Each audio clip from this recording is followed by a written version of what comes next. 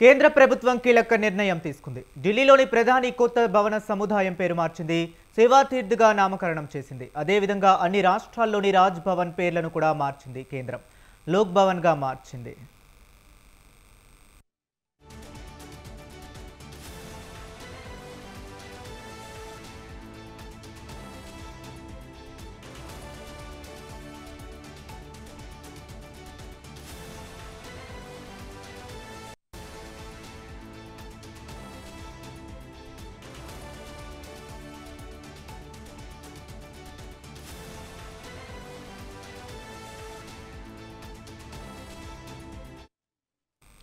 కేంద్ర ప్రభుత్వం కీలక నిర్ణయం తీసుకుంది. ఢిల్లీలోని ప్రధాని కొత్త భవనం సముదాయం పేరు మార్చింది. సేవాతీర్థ్గా నామకరణం చేసింది. అదేవిధంగా అన్ని రాష్ట్రాల్లోని రాజ్ భవన్ పేర్లను కూడా మార్చింది. కేంద్రం లోక్ భవన్గా మార్చింది. ఇక ఇదే అంశం గురించి మరింత సమాచారాన్ని ఒక రెస్పాండెంట్ సవీన్ ఫోన్ లైన్లో అందిస్తారు. సవీన్, చెప్పండి.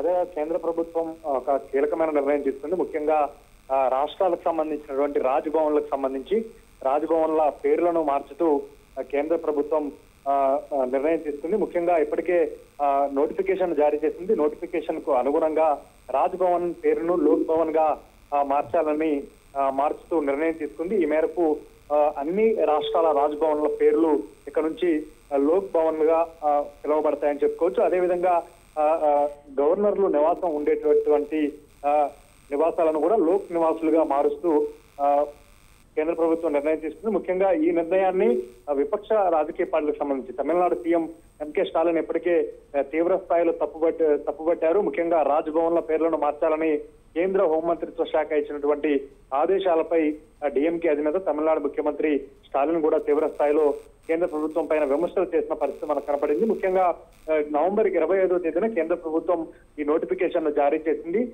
దీనికి అనుగుణంగా అక్కడ తమిళనాడులో ఉన్నటువంటి గవర్నర్ ఆర్ఎన్ రవి సైతం తమిళనాడు రాజ్ భవన్ పేరును లోక్ భవన్ గా మార్చాలంటూ కేంద్ర ప్రభుత్వానికి సిఫార్సు చేశారు. ఈ నేపథ్యంలోనే ఎక్స్ వేదికగా తమిళనాడు సీఎం ఎంకే స్టాలిన్ పేరు మార్చడం కంటే మైండ్ సెట్ మార్చుకోవడం చాలా ముఖ్యమంటూ కూడా గవర్నర్ ఆర్ఎన్ రవితో పాటు కేంద్ర ప్రభుత్వంపై విమర్శలు చేసిన పరిస్థితి కనపడింది. ముఖ్యంగా ప్రజలు ఎమ్మెల్యేలుగా ఎన్నుకున్న శాసనసభలు నిజమైన ప్రజావేదికలు అని ఎంకే స్టాలిన్ స్పష్టం చేశారు. ఇక శాసనసభలని గౌరవించిన వారు గవర్నర్ నివాసాలకు ప్రజల భవనం అనే పేర్లు ఏ విధంగా పెట్టుకుంటారంటూ కూడా గవర్నర్ల వ్యవస్థను తప్పుపడుతూ ఎంకే స్టాలిన్ కామెంట్స్ చేసిన పరిస్థితి మనకు కనబడుతుంది. ప్రజల కోసం పనిచేయాల్సినటువంటి గవర్నర్లు రాష్ట్ర ప్రభుత్వం ముఖ్యంగా విపక్ష రాజకీయ పార్టీలు అధికారంలో ఉన్నటువంటి రాష్ట్రాల్లో బిల్లులను పాస్ చేస్తే ఆ బిల్లులను ఆమోదించకుండా ఇబ్బందులు పెడుతున్నారు. ఇటీవల తమిళనాడు రాష్ట్రానికి సంబంధించి అక్కడ గవర్నర్ ఆర్ఎన్ రవి తమిళనాడు రాష్ట్ర ప్రభుత్వం అసెంబ్లీలో పాస్ చేసినటువంటి బిల్లులను ఆమోదించకపోవడంతో సుప్రీంకోర్టు వరకు ఈ విషయం వెళ్లాల్సి వచ్చింది. దీనిపై సుప్రీంకోర్టులో కూడా వాదనలు నడిచాయి. సుప్రీంకోర్టు 3 నెలల్లోపు నిర్ణయం తీసుకోవాలంటూ ఒకవైపు రాష్ట్రపతి గవర్నర్కు సూచించడంతో అది కాస్త వివాదంగా మారింది. ఇప్పుడు కేంద్ర ప్రభుత్వం రాజ్ భవన్ పేరును లోక్ భవన్ గా మారుస్తూ నిర్ణయం తీసుకుంది. ప్రజాభవన్ గా పిలవాలంటూ కూడా నిర్ణయం తీసుకుంది. మరోవైపు ప్రధానమంత్రి నివాసం ఉండేటువంటి నివాసాన్ని కూడా సేవా తీర్థ్గా మారుస్తూ కేంద్ర ప్రభుత్వం నిర్ణయం తీసుకుంది. పార్లమెంటు శీతాకాల సమావేశాలు జరుగుతున్న సమయంలో కేంద్ర ప్రభుత్వం ఈ నిర్ణయం తీసుకుందని చెప్పుకోవచ్చు.